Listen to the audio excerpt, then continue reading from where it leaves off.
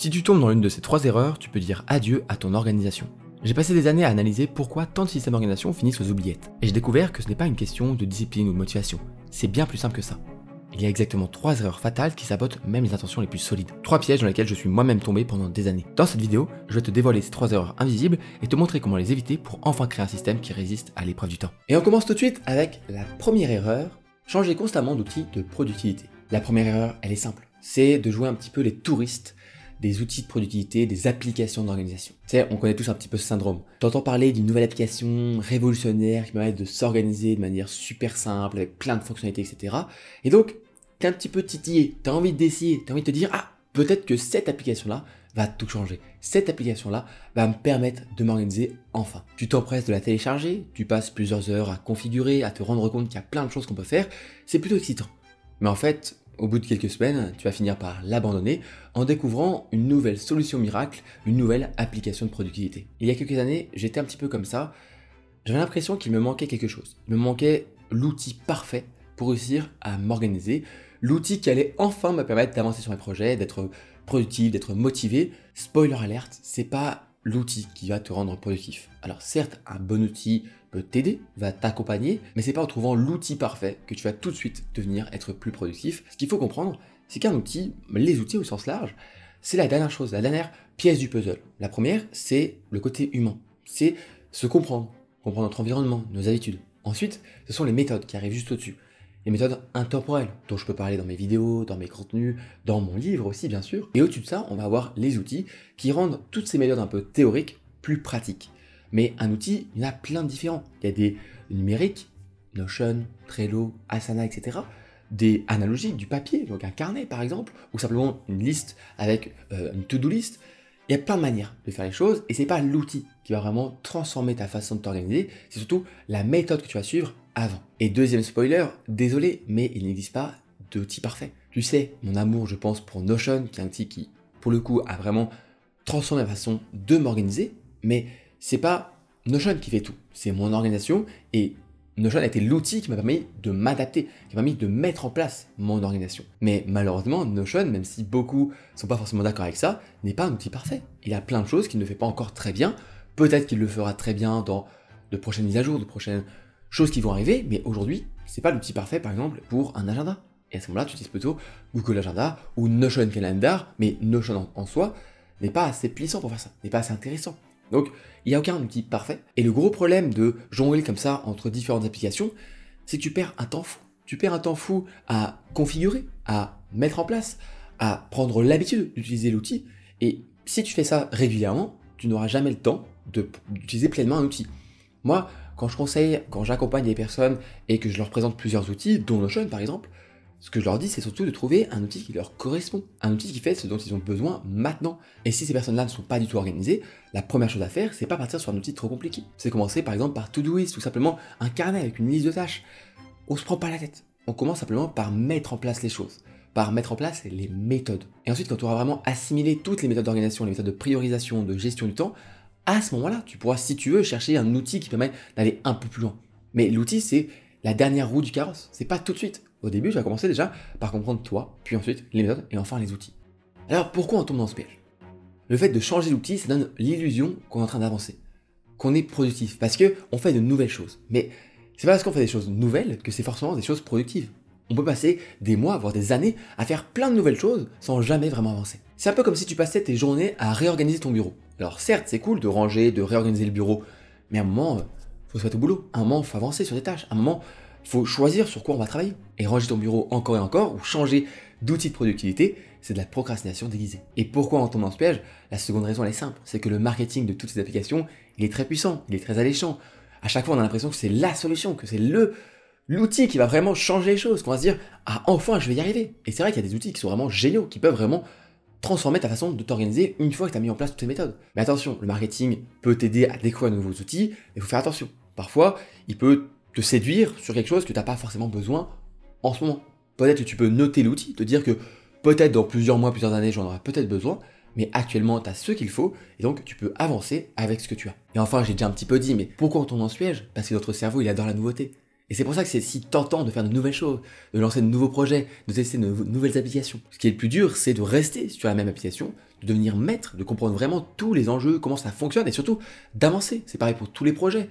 Le plus difficile, c'est pas de lancer un nouveau projet parce que des projets, tu peux facilement en lancer plein. Mais le plus dur, c'est de rester, de tenir sur le long terme. Et l'organisation, c'est la même chose. Alors maintenant, comment éviter cette erreur? La solution, elle est à la fois simple et difficile. Choisis un outil et engage-toi à l'utiliser pendant au moins 3 mois, sans exception. 3 mois, je trouve que c'est le temps nécessaire pour maîtriser véritablement l'outil, développer des automatismes d'utilisation et surtout identifier ses forces et ses faiblesses réelles. L'outil parfait n'existe pas. Chaque solution a ses avantages et ses inconvénients. Ce qui est important, c'est que tu réussisses à t'approprier l'outil pour ensuite gagner du temps tous les jours. Le plus important, c'est pas de passer du temps à s'organiser. Le plus important, c'est de passer du temps à bosser, à avancer. Et si actuellement tu hésites entre plusieurs outils, plusieurs applications, essaye de te souvenir de cette règle d'or un petit peu fondamentale. Le meilleur outil, c'est celui que tu utilises réellement. C'est pas le plus complet. C'est pas celui avec le plus de fonctionnalités. C'est celui que tous les matins, tu peux ouvrir, tu peux utiliser facilement, tu te prends pas la tête et tu avances. Si ton outil à toi, c'est pas Notion, mais c'est simplement une liste de notes sur ton application de notes de ton téléphone, mais c'est très bien. Plus tard, peut-être que tu verras Notion parce que tu auras envie de faire des choses un peu plus loin ou que tu auras trop de post-it sur ton bureau, mais pour le moment, reste sur l'outil qui te correspond. Bref, tiens-toi à une application d'organisation de productivité et au moins tu éviteras cette première erreur. Passons maintenant à la seconde erreur à éviter si tu veux tenir ton organisation sur le long terme, finir par créer un système trop complexe. Cette deuxième erreur, elle est vraiment assez sournoise et malheureusement elle est fatale. Elle est sournoise parce que on s'en rend pas forcément compte. On a l'impression simplement d'améliorer notre système, mais en fait on commence à le complexifier. Ça fait penser à une personne que j'ai pu accompagner qui m'expliquait comment il s'organisait. Plus il m'expliquait, plus je me disais mais attends, mais comment il fait pour réussir à faire tout en même temps? Il avait une organisation journalière, hebdomadaire, mensuelle, etc., des objectifs assez précis. Ok, ça cool.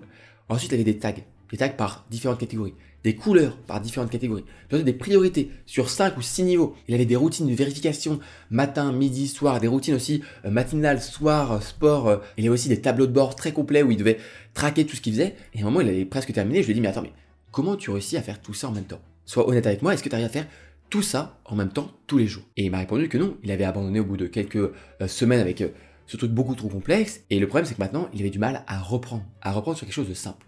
Parce que c'est ça la raison pour laquelle on tombe dans ce piège. On confond beaucoup trop souvent complexité et efficacité. On a l'impression que quelqu'un qui a un système d'organisation super stylé, sur Notion, sur un outil, sur voilà, avec plein de trucs trop classe, avec des trucs qui vont dans tous les sens, on se dit mais c'est grâce à ça que je vais réussir à être productif. Alors oui, ça peut aider. Et il y a certaines personnes qui ont besoin d'un système assez rigide, assez cadré pour savoir exactement quoi faire et quand le faire. Mais c'est pas le cas de tout le monde. En fait, la plupart de ces gens-là, ils l'ont fait au fur et à mesure et surtout, c'est quelque chose qui en fait est assez simple à suivre tous les jours. Mais quand on complexifie trop les choses, on finit par tomber dans le piège d'avoir un truc tellement complexe qu'on n'arrive même pas à le suivre au quotidien. En réalité, c'est plutôt l'inverse qui est vrai. Plus un système il est simple, plus il est facile à tenir. Et plus il est facile à tenir, plus tu pourras le tenir sur le long terme. Et la seconde raison pour laquelle on tombe dans ce piège, c'est qu'avoir un système comme ça assez compliqué, ça donne l'impression d'être organisé. Un peu à l'image de être occupé, on a l'impression d'être productif. Avoir un gros système d'organisation avec plein de choses qui clignotent dans tous les sens, on a l'impression que voilà, on a réussi. On est un monstre de la productivité, on est quelqu'un de stylé.